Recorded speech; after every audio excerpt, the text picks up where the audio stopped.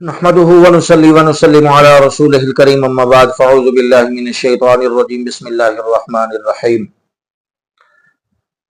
اللهم صل على سيدنا ومولانا محمد وعلى آل سيدنا ومولانا محمد وبارك وسلم۔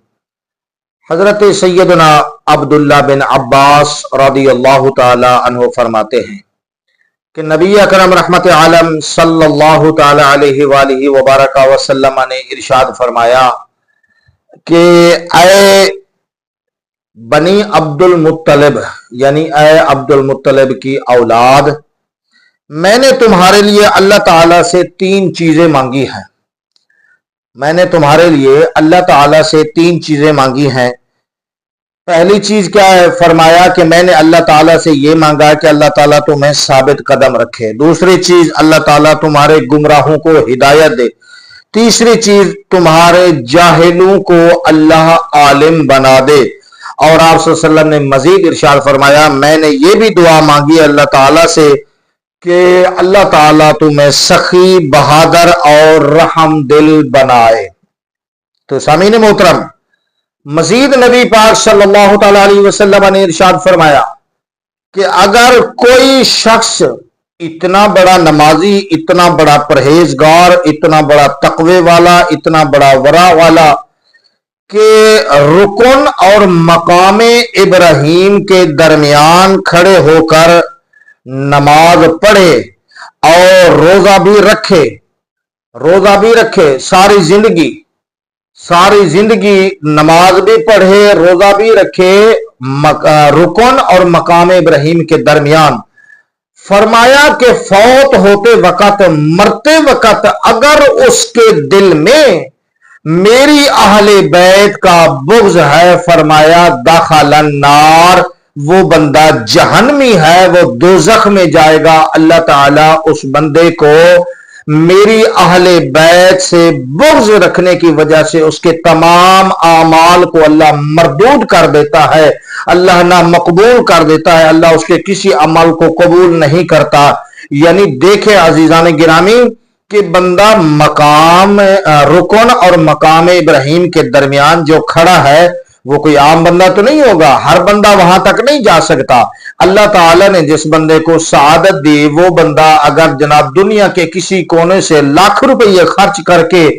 وہاں بیت اللہ شریف میں پہنچا، بیت اللہ شریف پھر رکن اور مقام ابراہیم کے درمیان کھڑے ہو کر نماز پڑھ رہا ہے، روزے رکھ رہا ہے، ذکر و تسبیح تحلیل کر رہا ہے، اللہ کو یاد کر رہا ہے، بڑے بڑے اعمال کر رہا ہے، تو حضور نے فرمایا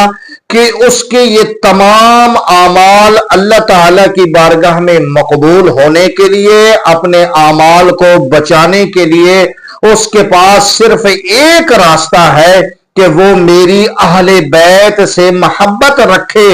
اگر اس کے دل میں میری اہل بیت کا بغض ہے تو فرمایا داخل النار، وہ بندہ جہنمی ہے، وہ جہنم میں جائے گا، اس کا کوئی عمل، نہ روزہ، نہ نماز، نہ حج، نہ زکاتہ، کچھ بھی نہیں اس کو فائدہ دے گا اہل بیت کے بغض کی وجہ سے۔ تو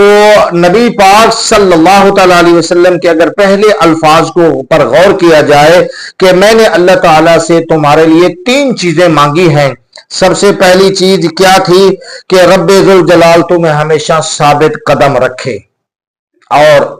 یقیناً نبی پاک صلی اللہ علیہ وسلم کی دعا قبول ہے، اور جس کا اظہار حضرت سیدنا امام علی مقام، حضرت امام حسین، حضرت امام حسن، حضرت امام زین العابدین،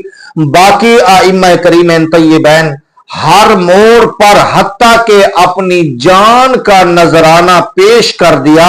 اور حق پر ڈٹ گئے، حق پر ثابت قدم رہے، یہ نبی پاک صلی اللہ علیہ وسلم کی پہلی دعا قبول ہونے کی علامت ہے۔ اور دوسری، نبی پاک صلی اللہ تعالی علیہ وسلم نے ارشاد فرمایا کہ اللہ تعالیٰ تمہارے گمراہوں کو ہدایت دے دے۔ تو عزیزان گرامی، بہت ہی تھوڑے سادات اکرام ہیں جو جناب والا علم دین سے ناواقف ہیں، یا خدا نہ خواستہ کوئی ان کے اعمال درست نہیں ہیں، ورنہ اکثریت اہل بیت علیہم الرضوان علیہم السلام अल्हम्दुलिल्लाह सिरात मुस्तकीम पर चलती है, सिरात मुस्तकीम पर मौजूद है। बहुत थोड़े सादात इकराम हैं जो तो इस रास्ते को भूले हुए हैं, अपने नाना करीम मुस्तफ़ा सल्लल्लाहु तआला अलैहि वसल्लम की इस दुआ को भूले बैठे हैं।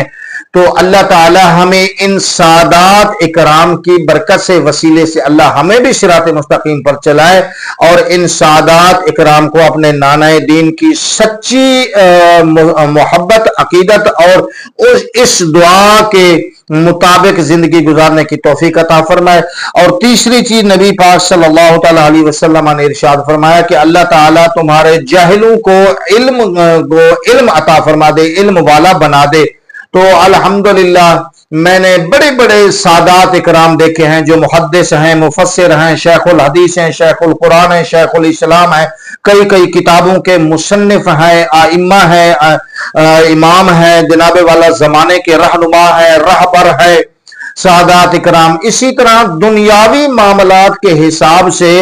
अगर कुछ सादात इकराम इस रास्ते से हटे हुए हैं, बहुत थोड़े हैं, वरना अक्सरियत नबी पाक सल्लल्लाहु अलैहि वसल्लम की या अहले बैत अतहार इल्म वाली है,